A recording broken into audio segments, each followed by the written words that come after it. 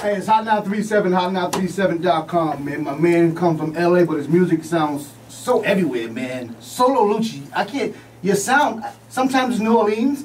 Yep. It's everything, man. Tell me about yourself, Solo. Oh man, you know, I just feel like it's music. You know what I'm saying? I look at myself as a self-styled artist. I don't really pattern myself after nothing in particular. It's just music. It's a vibe. It's a feeling. Just try to create an energy. Yeah. You know, we were listening to some of your stuff in Buck's office, and you have such a positive vibe, but you've been through it, dude. You've been shot, you've been... There's been a lot that has happened to you. How do you keep yourself in that positive light when, like, all the negative stuff that has hit you? Oh, man, you know, I just look at it like a blessing, man, because, I mean, I know the circumstances, what the circumstances could have been.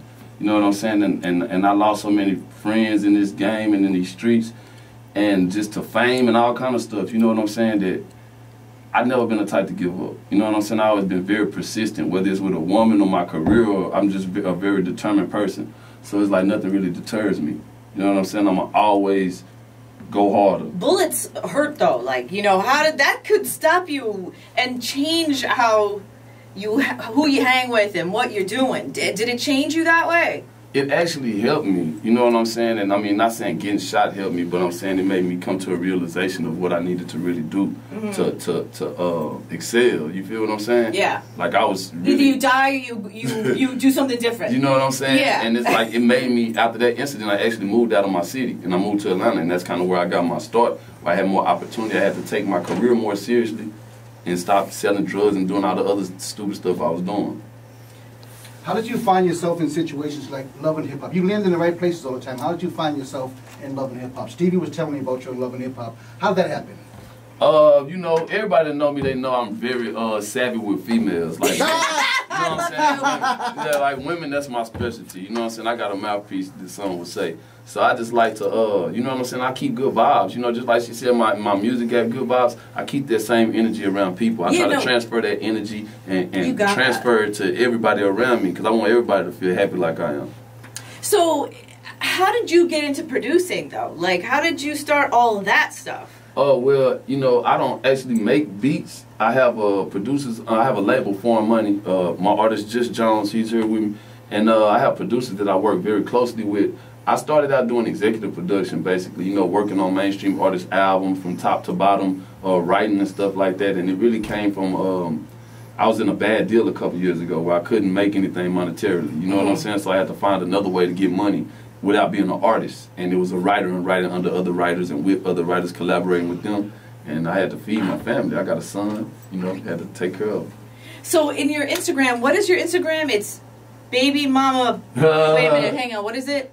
Baby mama, Your baby mama, baby daddy. That's it. I couldn't get it all together, but baby mama, baby daddy. Baby mama, baby daddy. That's me.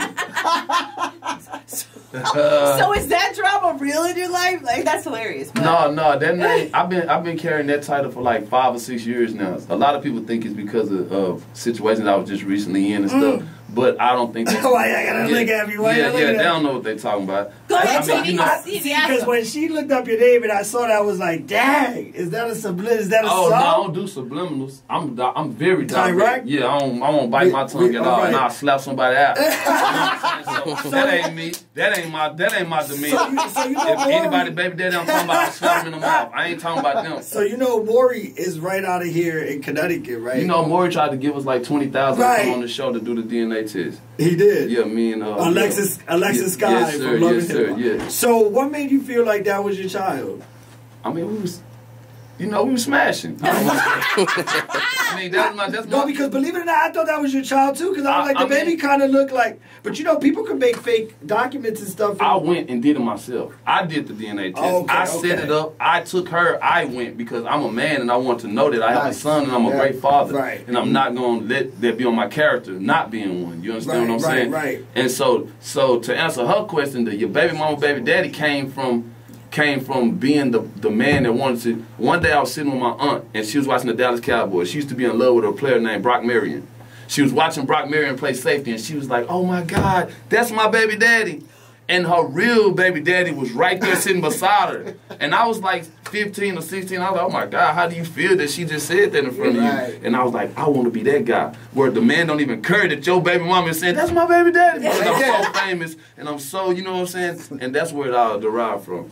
So we're talking to Solo Lucci, and the funny thing is that how did you make the leap from music into love and hip hop? Like, really, how did that happen? Who contacted you, and how did it happen? Because we're always saying that Stevie's going to be on it one day. Like, we always keep wearing them kind of coats. Yeah, you know what I'm saying? You can slide on them. It's like the fur on the fur on the fur. Feel me? Hey, I like it. Hey, I like it. But I ended up on the show because of Alexis. Alexis was going through some drama with her ex's baby's mother, and I was producing some music for her. And I was writing and producing music for her, and they asked her to be on the show, and I was actually originally going on with her to California to help her with her music. And we started, you know, dating. We had been knowing each other for like 5 or 6 years prior to that, though. So it wasn't just like no out the blue stuff. And, you know, she got into it with somebody on the show, and I popped up to fight. And the producer seen me. I put a location on her phone, and when she left the house, I popped up on the set. I was like, where you at? Where you at? You are about it, dude. I mean, I ain't gonna play no games. I ain't the toughest guy in the world, but I ain't no punk. You gonna show up? Yeah, I'm gonna show up and show out. For sure. And that's perfect for reality TV. Like, do you enjoy it, or how are you feeling about it? Because it's really invasive. Like, there's not much privacy right there. Well, see, alright, so when I got my contract, they offered me for 5 seasons. So I took that, right, because I had a long conversation with Ray J, who was a veteran on Love and Hip Hop and reality TV, period. He had a dating show. He's like a friend of ours. Like, we love him so much. That's one of my closest Ray J castmates. is the best. I love him.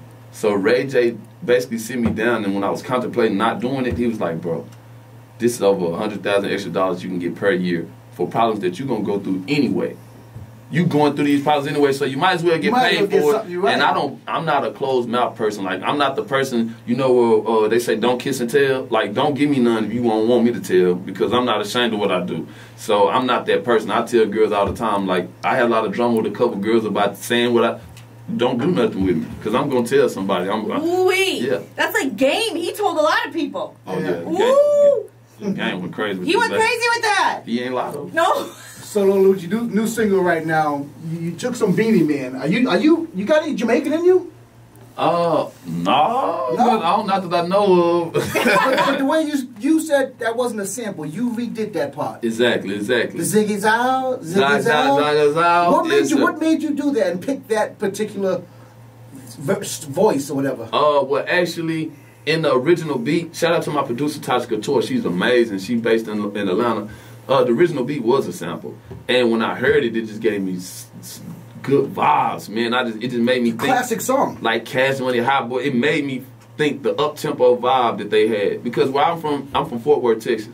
So when I was coming up, we listened to a lot of Rap A Lot, No Limit. There was a lot of gangster street stuff. You know what I'm saying? No Limit Soldiers and Pocket Full of Stones. We was on that. So when Cash Money came out, it was refreshing. It was like fun, get money, get women, and stunt. You know what I'm saying? It was a good up vibe. So that's what I tried to recreate with that same vibe that Cash Money gave me. And I didn't want to change the Beanie Man part, but due to publishing issues, I had to do it myself so we could save ourselves a lot of money. That's what I said. I was like, hang on, wait a minute. Who did that? And you're like, me. Yeah. I was like, shut up. And then you took it to New Orleans and shot the video there, which is a crazy vibe to see. You're telling me the scenes on your video are actual scenes from the Juvenile video. Exactly. I imitated the same exact locations that Juvenile did in his High video, working with some bad High, you know. And I looked at that video, and me and Gazi, shout out to Gazi, shout out to Empire, man. You know, I'm doing a label distribution deal through them. Me and Gazi kind of masterminded the plan and the rest of the team. And we decided that New Orleans was the best place to shoot it. Shout out to my manager, Musa. He's actually from New Orleans. He manages Currency. And we went out there and we put it together. He called Juvie out, Manny out. Oh, man, it was epic. I mean, it was a milestone for me for sure. Crazy. So what do you feel is like your strength right now? Are you doing the music? Do you feel like that's your strongest point? Or do you feel like being on a reality show in Love and Hip Hop, that's like your strength? Or is it just like a combo right now? I mean, like, you're really pretty much on a roll right now. I'm multifaceted. It's nothing that I mean, you know what I'm saying? I'm not going to limit myself. I would never put myself in a box. Actually, they just gave me my own television show on VH1. Yeah, it's called I Love Lucci. I got a dating show. I got 13 girls coming into a mansion. Shut up. Yeah. You do not. Your baby mom, baby daddy. No. Yeah. They did. I got like Do you 5 have to- cousins that will go on that. Yeah, show. I have a question. Like, do you get to choose the chicks, or did they choose the chicks, or how did that go? We're going into filming and production at the end of this year. So I signed for Love and Hip Hop for 5 years. I've already done 2. We're gonna do one more season this season before I make my exit and start my show. So it started from me just not really wanting to be a part of so much women type drama. You know what I'm saying? Because it's tough, my man. personality, I'm very like aggressive, and I don't want to be the person to be on TV disrespecting a woman. You know what I'm saying? And I'm not gonna play with the dudes. Right. And I don't want to go to jail. Right, so right. I was just trying to think of a better way, and I asked my fans if I had my own show, would y'all watch it or be on it? And then I got like 900 DMs from girls like, I'll come on your dating show you had, and I showed Mona Scott, shout out to Mona Scott Young, and she teamed up with Big Fish that does Black Ink, and we had a meeting, and they loved the idea. They was like, that's perfect. So That's crazy. Yeah. There's been a lot. I mean, like Ray J's done that too. and he's hosting my show. Oh, shoot. you got Check that. for you. Yo! Check. Shout out to Ray J, man. So what's going to be different about your show? Because like we said, like Ray J's done it, Flavor Flav. Correct. I mean, and I see Motley you like Crue both did of it. them mixed together. Yeah, you know, I think what reality TV is missing a lot is reality. You know what I'm saying? So Is it too scripted? Like, do you No. get scripted no, stuff? or? no. A lot of people, Love and Hip Hop is not scripted. No. But what they do is they put you in compromising situations. They set you up. And it's like, The it's setup. your character that's going to dictate or determine how people look at you. You understand what I'm saying? So if you got composure, you can look like the cool guy at all times. You know what I'm saying? But as far as my television show, I Love Lucci, which came from I Love Lucy, obviously. Yeah, 'Cause right. That was Yeah, like one of that's my favorite pretty shows dope. when I was growing up. So good. And it's like, I just want real life experiences with the women. I don't care about you climbing up a rope and grabbing a flag down and running with balls on you and bumping into each. I don't care about none of that. I have a 3-year-old son, so you have to have motherly, qualities. You also have to be, I'm from the South, so we're big on hospitality, Southern women, you know what I'm saying? A lot of people look at it as a stigma or whatever you call it. And it's like, I just really want a good woman. So like, I'm going to do real life stuff. Like, So she has to cook. oh, that's of course one of the challenges. Okay, all right. I might leave the house filthy, disgusting, and see which woman cleans up. Cleans it because the best. that matters to a man. But I will also be the man that does the same things for the woman, so she will never feel. You know what I'm saying? Like, All right. Man. Solo Lucci, when did you get your first tattoo, man? See, you get your arms, your neck. Oh, Well, how man. old was you when you got your first I was tattoo? definitely 18. My mama didn't play I that. was gonna say, your mother had whooped told me you to and wait, you. right? She'd have whooped me, then Me she'd have too. whooped you And for then not you telling didn't me even know not me to yet. do it. Yeah. So you went from 18, and now they're everywhere. You're Yeah. addicted to No, I ain't gonna lie. The older I get, man, I can't take it no more, man. I'm glad I got all my tattoos when I was young, cause this hurt. I'm glad I got it when I was young. I was once I tattooed my face, man, I just knew I had to just go hard as possible. That was the most disappointing time for my mother, so I knew I had to make her proud after that I feel moment. like that is a disappointing time. Like, Yeah. what made you do the jump to the face? Like, I feel like that's a hard one. Like, I look at some guys and I'm like, no, man, why did you do your face? Well, in my case, it was a culture. You know what I'm saying? Like, I came up very, very, very strongly influenced by Lil Wayne. Lil Wayne was just like, to me, that was an icon. It still is. He like did so much.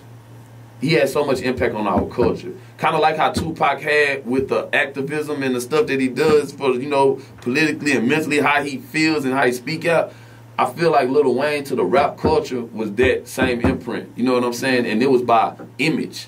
He showed you to have an image. You can be ugly and still be still cool. get the women. Lil Wayne was The ugly hottest- as hell. And still had but it. he The hottest had the women. girls and he looked cool as heck.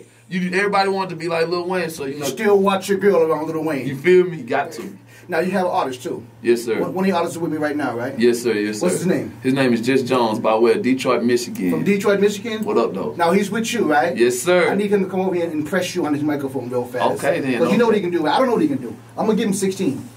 Are you right gonna now. give him I'm gonna 16? give him 16 right now, acapella. Okay. I'm gonna give him 16 right now. Okay. He gotta impress you. Hey, listen. For y'all that don't know, this is Foreign Money Entertainment. We're not a label. We got comedians, actors, athletes, everything. And this is my very first artist, Just Jones, by way of Detroit. Foreign Money. Check them out. Yes, sir. All right, look.